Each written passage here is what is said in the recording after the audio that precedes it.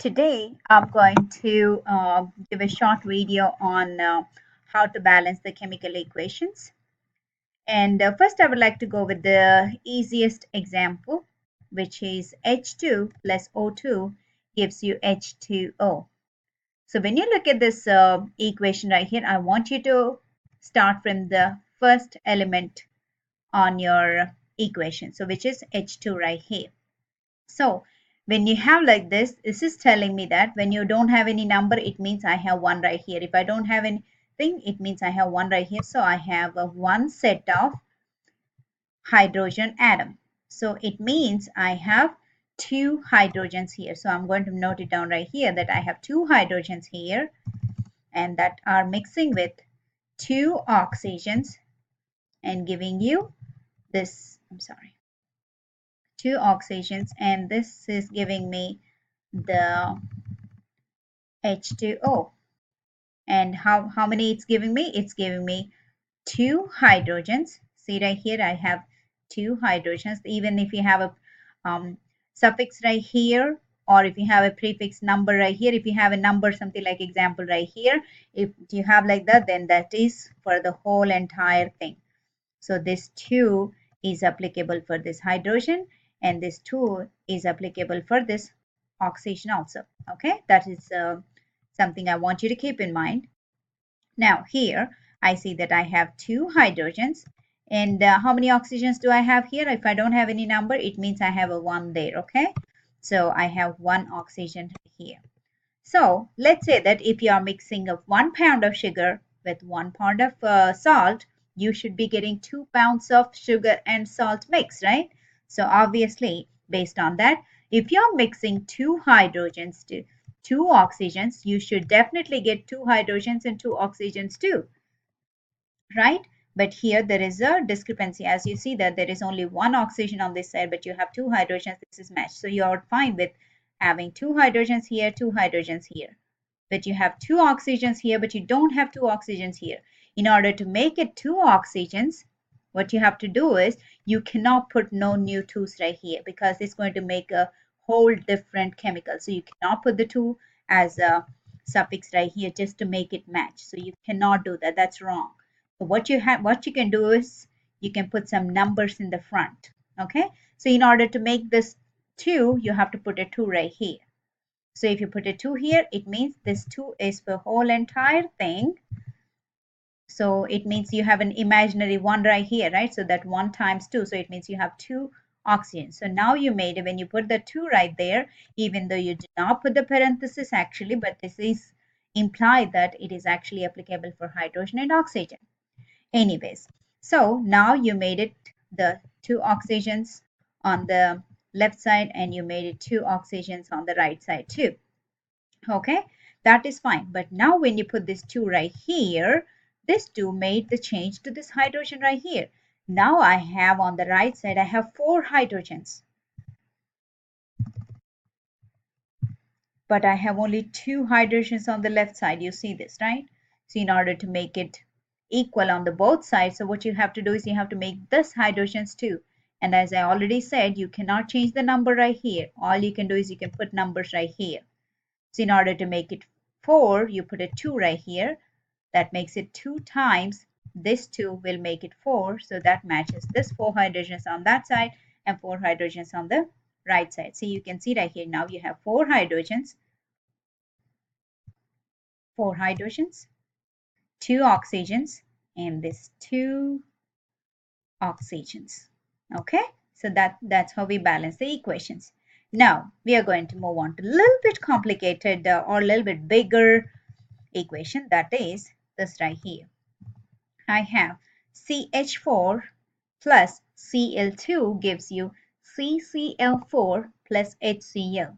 First, let's break it down from the first elements onwards. So the first element is my carbon element right here. And how am I differentiating if it is a carbon or hydrogen, which one is the element? I know that the rule of thumb, that is every chemical starts with a capital letter. So I know that if it is C just by itself, it means that's the element by itself. And I have this one right here, Cl2. I know that this L is not a chemical by itself because it's starting with the small letter. So it has to be these two together. Okay, that should be chlorine. So that's how I figured out that this is an element by itself, and this is an element by itself, and this is an element by itself. So now I'm going to go with the first one. So I have one carbon, and I have four hydrogens. They are mixing with the two chlorines, and it's giving us what it is giving us. It is giving me one carbon here and four chlorines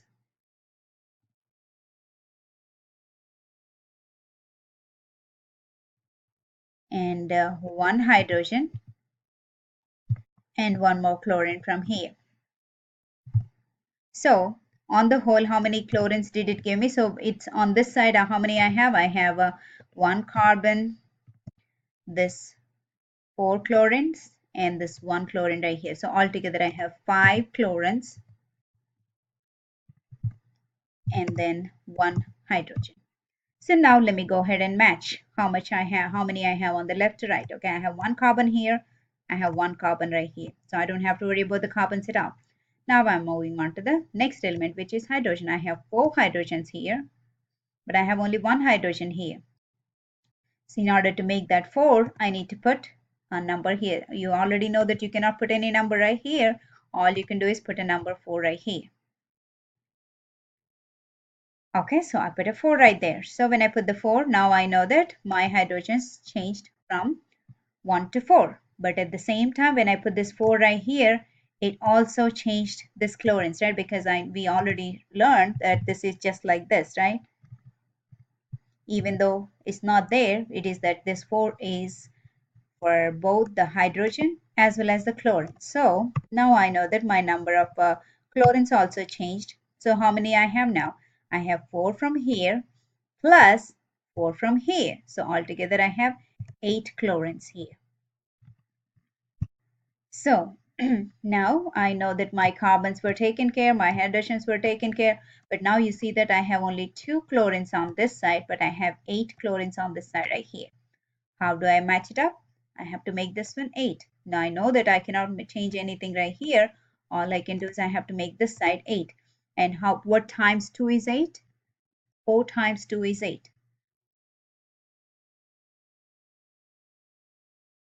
So now we're going to verify. See, I have one carbon, 4 hydrogens, 4 times 2, 8 chlorines is giving me again one carbon, 4 plus 4, 8 chlorines, and 4 hydrogens. So whenever you have this plus right here, you have to add how many, if you have how many ever chlorines or whatever how many elements you have this here and here, you can add it up and that will be the total number of those many atoms. Okay, so now this equation is a balanced equation where you can see that how many ever number of things you added, exactly same number of things you obtained at the end too. Now let's look at another example right here.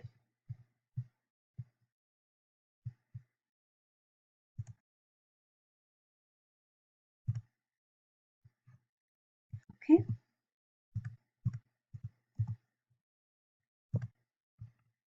Okay. Now let's break it down to smaller, let's break it down right here. Now you can see that P4 plus O10, I'm sorry, P4O10 plus H2O gives you H3PO4. Now let's break it down to the single elements, and that is, I'm going to go from here. So I have 4 P's and then 10 oxygens here, then 2 hydrogens, then 1 oxygen. And on the right side, I have 3 hydrogens, 1 P, 4 oxygens. Okay, I have, let me go from here. That is, I have only, yeah, I have 4 P's right here, but I have only 1 P right here. I have to make sure that I have 4. So let me put a 4 right here. When I put a 4 there,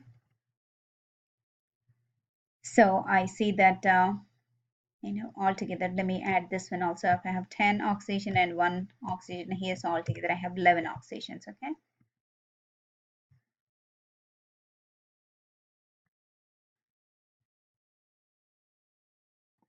All right, so when I put this 4 here, it changed my phosphorus to 4. So now I'm good with my 4 piece and 4 piece right here.